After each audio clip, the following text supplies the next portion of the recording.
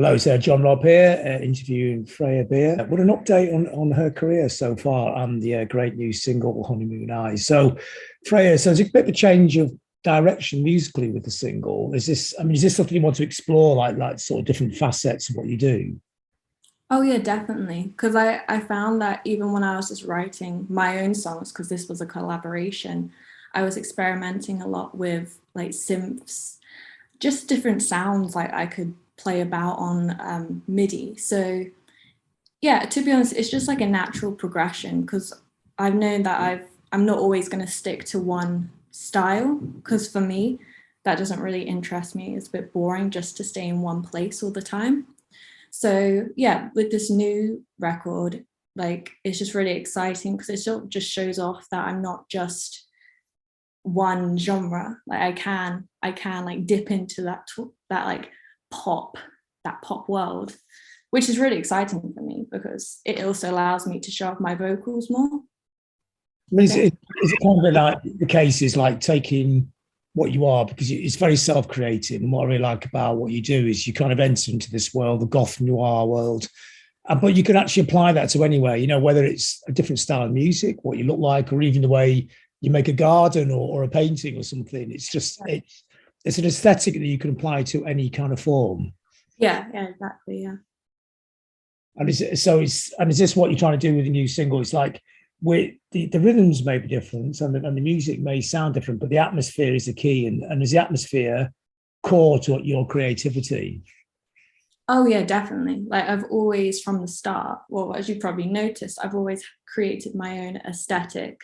Like a couple of years ago, I was really into the pre-Raphaelites and I tried to, well, I still am, but I tried to adapt that into my music and how people saw me as an artist as well. And like, to be honest, it worked. Like that's what people were picking out. So I've still kept my own aesthetic because I admire artists who create their own world because I feel like they last longer, Mhm. like as a musician in the industry, because it's just interesting for an audience to be part of their world. Mhm. So yeah, with Honeymoon Eyes, like definitely sticking with my own aesthetic, but keeping my sort of gothic noir. Because I'll always be like gothic because I just love that sort of world, the darkness and like Adam's Family and David Lynch. I've always loved it, and so it will always be a key part of my creations. It's interesting to talk about this because I mean I've just written a book myself about the history of goth, and because Right. you're from a different kind of generation in a sense, and it's like a redefinition of the goth aesthetic. I mean, in what ways would you say that what you're doing in this timeline is different from what we would perceive as being classic goth, trad goth? Oh, well, classic goth. Well, define classic goth. What's classic goth? Yeah, I know it's 2,000 years ago. I know because I've just done. But what people will perceive as kind of classic goth, the post-punk kind of period. I mean, yeah, yes, Wow. you can see there's roots of that into what you do, but also what you do is very different as well at the same time. And I'm just interested what the differences are. Right. So do you mean like sort of classic goth? Like to me, like classic goth and sort of punk is sort of like Sisters of Mercy, like that sort of goth pop, like that. Yeah, that Um, kind of period, that's what people call the classic. right. They call it trad goth now, which is quite funny. So and what you're doing is kind of taking parts of that atmosphere, but recreating it in 2022 in with a different slant on it. And I'm just interested in what that gap is, what that difference is. I think like because obviously with social media, because obviously like when like Sisters of Mercy were going, like obviously there was no social media, so like now it's the world of social media, so it's more just for me about like visuals, like really thinking about how I portray myself online, um because people pick that up, because if you just look like just some normal like person, like jeans t-shirt, people aren't going to remember you for that. So for me, I think it's all just about visuals, if that makes sense. Mhm. Uh, Yeah, Um, completely. Yeah. I mean, goth was a very visual uh, scene and things, but also the other themes, which are their overriding themes, and which you kind of play with as well, which is like there is the darkness and there's sex and there's death, and it's Yeah. and literature and art, they're all part of the goth aesthetic, and you play those themes but in your own way as well. Well, to be honest, like I think it's just from what I've grown up sort of listening to as well.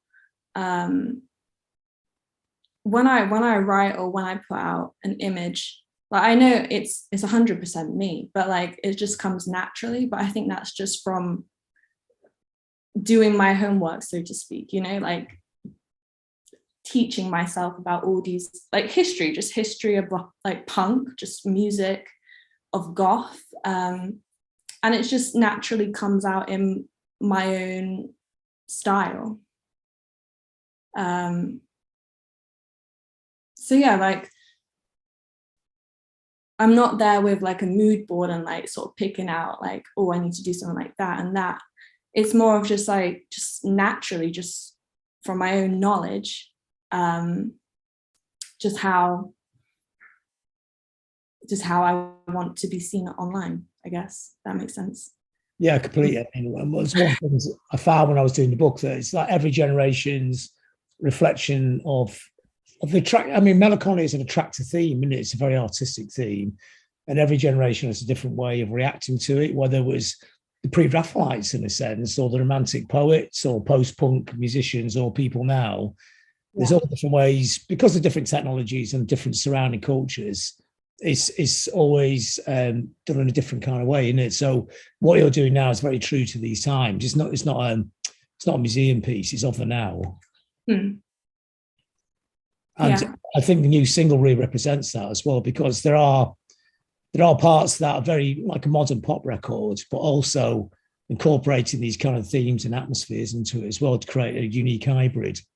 Yeah, definitely. Like I think for me, it's always been about lyrics, like writing. I will always try and incorporate myself, my own sort of gothic, sort of noir in my lyrics. And I think that shows. Like no matter what style of music I'll play, my lyrics will always present my sort of my own aesthetic and style. Mm-hmm. I mean, do you have the lyrics first? I mean, I remember you once told me you wrote a lot of songs, just you get the drum beats up on Logic, then they inspire you to the melodies and probably some of the lyrics, but you also have lyrics that you just write anyway, and they're all seeking little homes to go and live in. Oh yeah, definitely. Like I think I've told you before, like I'm definitely from the start, I've always been like a writer and then sort of a singer, as I love creating my own world, well, a world for myself as well, like if it's some sort of escapism. But yeah, like with lyrics, I always have lyrics like on the side, or if I feel like they're a bit old, then I'll just start again, because I'm that person, I can't hang on to something for like a year or 2 years. I gotta let it out, like release it or whatever. But I mean, writing, I still write to drums. It's really weird, I don't know how I do it, but I've just found it's the best way for me to write a song. Like before I discovered like Logic and everything and the skills that go with that, I always wrote on my guitar. And like I will admit, like I'm not the best guitar player, and I don't want to be. Like I've just played the guitar to give me like a bass if I need it for the song. So when I discovered the drums, like this was a whole new world for me, and like it just made songwriting much more exciting. And again, like with this new music, like playing around with synths and just weird sounds, like I find like it's just a whole new experience, and that's what helps me go, like it just helps me to keep going with writing and releasing. So do you construct all the parts for all the songs yourself, like in your back room, or do you get the shell of the song and present it to the band and they can sort of weave their sort of interpretations around it? Yeah, so I always bring the shell of the song in a demo. I know it's not probably the best demo, but like because my band, like they're all really talented musicians, and I don't have the skill of like I have like basic skill playing drums, but my bandmate Owen, the drummer, he's an incredible player, and like I trust him to make the song better. I trust all my members of the band to make the song better, and it always works. So yeah, like I wouldn't really go into a rehearsal and be like, let's write a song, because I can't really do that, because I like to think about my words. I like to be in my desk, like my office, and just thinking about what I'm writing. Um, but yeah, so like I always like to bring my demo to the rehearsal for everyone to adapt to, and like if it needs changing, that's great, fine, because it will only get better. So I mean, do the words very much dictate the atmosphere of the song and the atmosphere of the parts that you put into the song musically? yeah, definitely. Because again, I think my words sort of help create my musical world for the listener as well.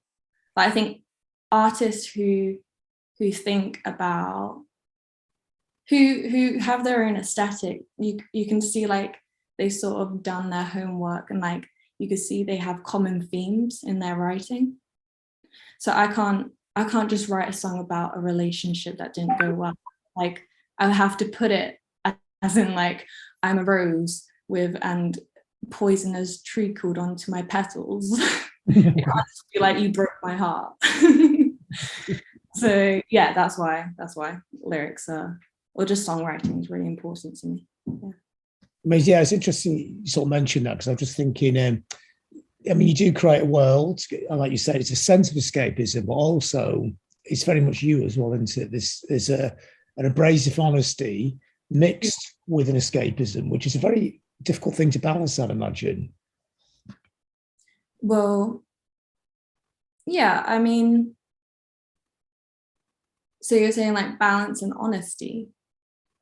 Yeah, just I mean, it's from the soul, of course, but also it's a sense it's escapism, and the two are entangled together. And Yeah. does it matter which one sort of wins the entanglement, or does it? Can you actually listen to it as a blur, as a sense of escapism, or can you listen to it as something that's very heartfelt, or both at the same time? I mean, I think to be honest, it's a bit of both, because there's always like obviously my writing comes from experiences, but it's sort of making those experiences to the listener more like aesthetically pleasing, if that makes sense. Mm-hmm. Rather than like, because some of the things I write about are just like honestly like just random things that have just happened, but like I don't want to just tell the listener like that like straight. Like I want to make it sound like romantic as well, and just like sprinkle it with a bit of like glitter, if that makes sense. Sometimes you just like the sound of the words. The words can be so great written Well, down, and then it could take a year before even you can understand what those words were trying to say. Or sometimes they never explain themselves. They're like a painting, aren't they? They're like sort of just colors on a painting. yeah, I agree. Yeah. I mean, so do you constantly write? I mean, is this something? Is it just kind of flood out of you, or do you just get bits where you start, then it comes, and you get back 2 weeks and nothing happens? Um, like when I first started writing when I was a lot younger, it was like that. It was sort of just like you put yourself in that headspace, and then 2 weeks go on and like nothing's happened. Whereas now it's just I've just made it into sort of I don't know if it's a hobby, but like I just enjoy doing it, because I just love how words can just take you like, it's just that escapism, and I just love that about writing. And I think that's why, even if just like any sort of like any songwriter, even in any situation, if something comes to you, then just you got to write it down, and then that might lead to something else. So yeah, I mean, for me, like writing, like I do it almost every day, but I don't like say to myself like I've got to do it, because then it's not fun, because then like creativity doesn't happen. Like I get if you have a deadline, but if you have a deadline, then like research into things that will spark that creativity, or like listen to songs. So yeah, I mean, like writing for me, like I just love to do it. So I just write in general. If I'm bored, if I'm on the tube, I would just write something. Just entertainment for me. But yeah. Why use music as your prime creative space? I mean, it's obviously, I mean, painting's really important. You know, you like Yeah. Rossetti before, you know, and it's like you do inhabit a world. It's very visual. You know, Yeah. why not filmmaking? Why not writing books or poetry? Why is music at the moment the prime conductor of these ideas? I mean, like when I was younger, like I had one of those flip cameras. Do you remember the flip camera? And this was like when I was like 10. And I would record everything because I just discovered on Windows like the filmmaker.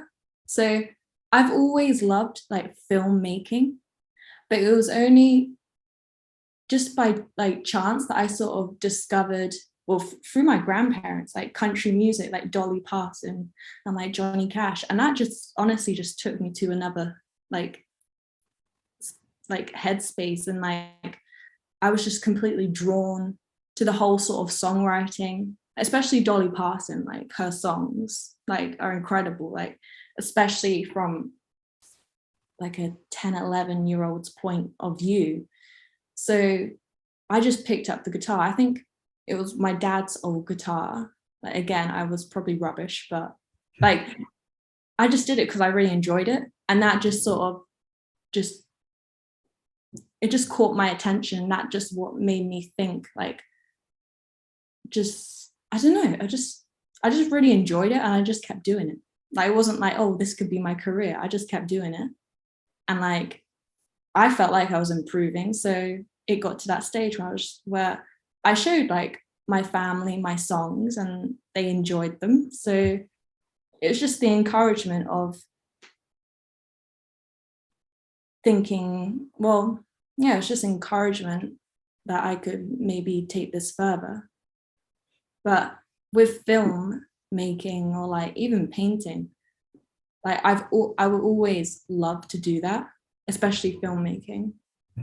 Like I did want to be like an actress or a director or obviously a musician. So like maybe later on in the years, who knows? I could be the next Andy Lynch.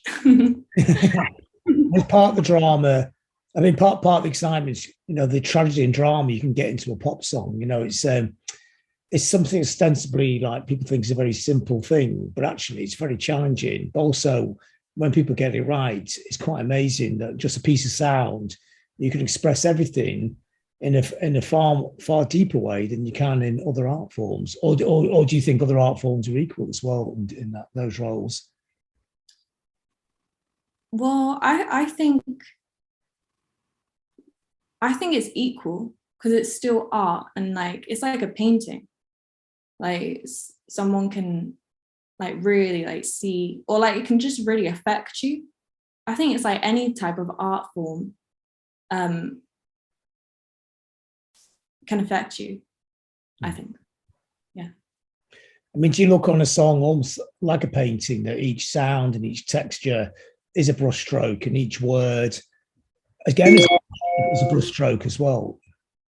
Yeah, definitely. It's all about detail. It's like an art. It's all about the detail in the piece. And that's the same for music. Well, I guess it's the same for like cinema as well. Like some people just watch films, whereas if you like, if you enjoy watching films, and again, like I say, like if you do your research into things, then you can like pick out and each scene's like why the director put that there or that there. It's like in music, it's like everything in the song for me has a purpose.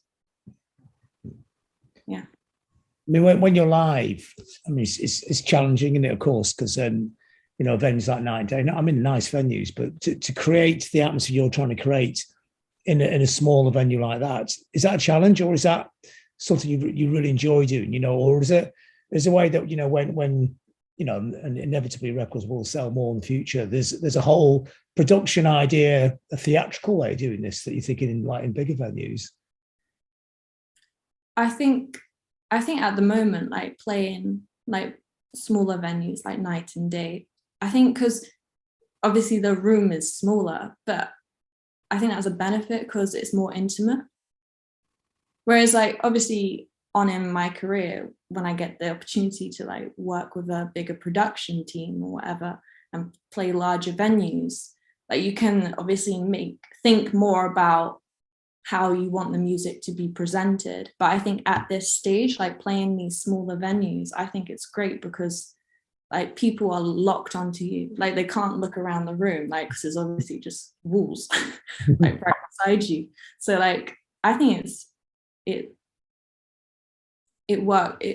like perfect, to be honest, for my music, because I found like from feedback of when people watch my shows, like they say like you're very sort of I want to say hypnotizing without that sounding a bit weird, but like people watch, you know, people, they're not like looking at their phone or anything, they're like sort of stuck on the artist, like watching them.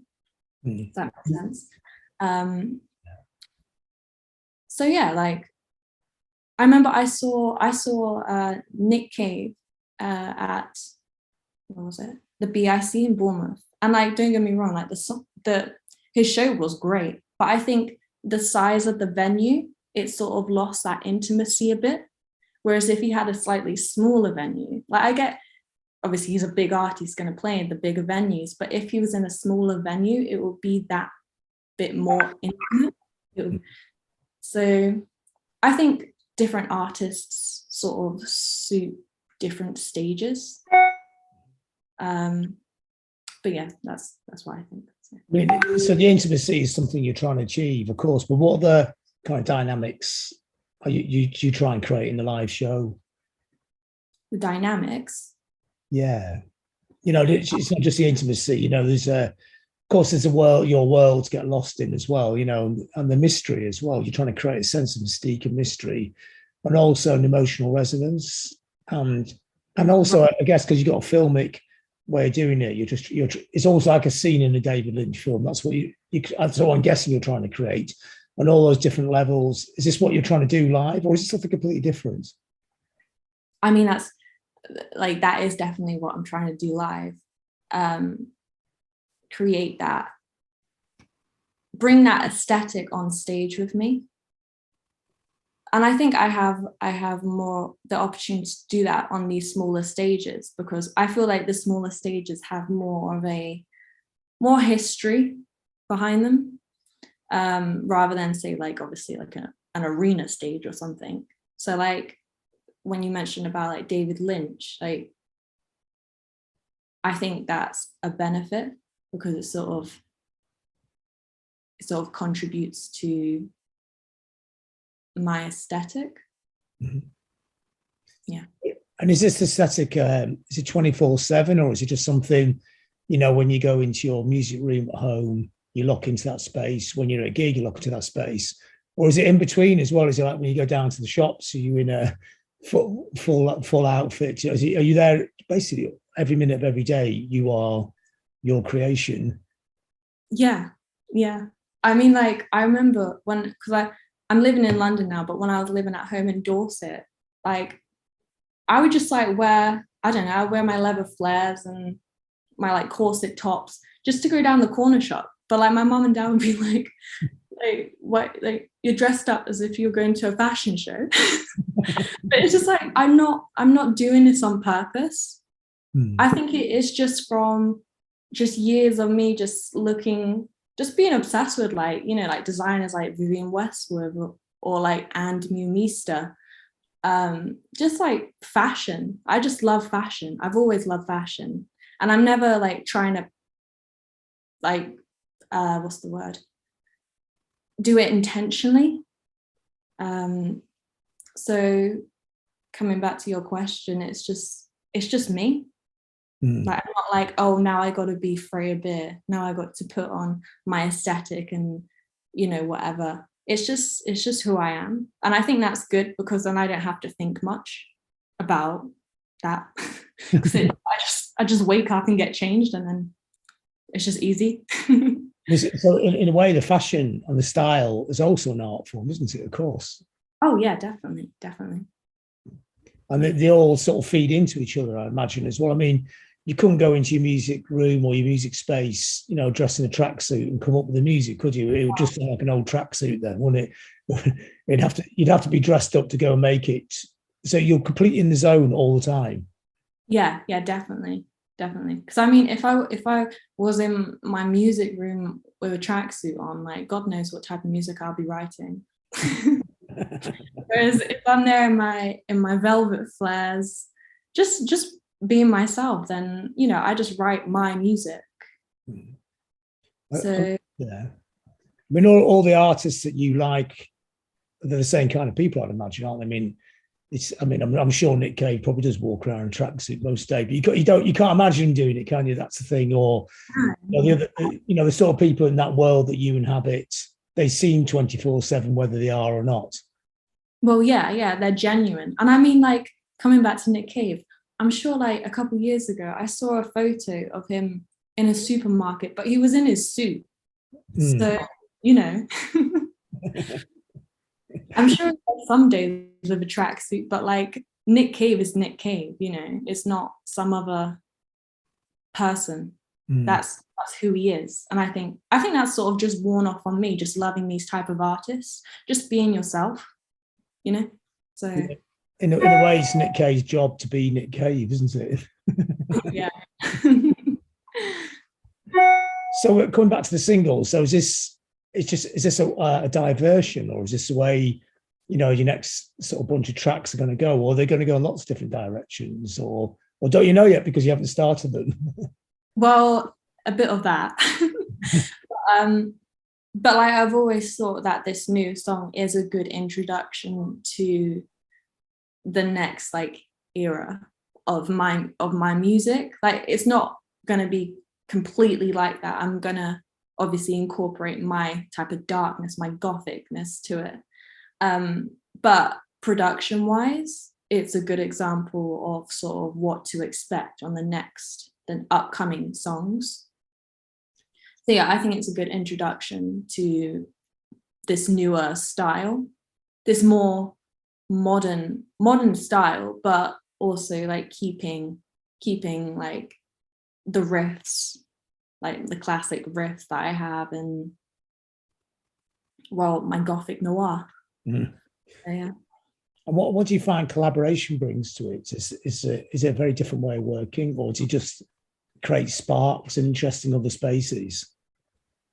I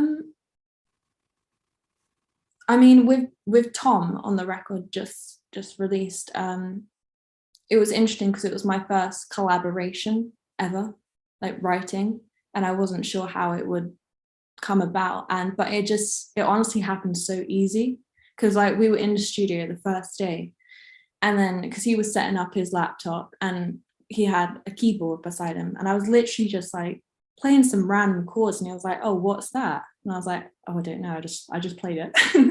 So we went back and worked it out, and that was like the base for the whole song. These 4 chords.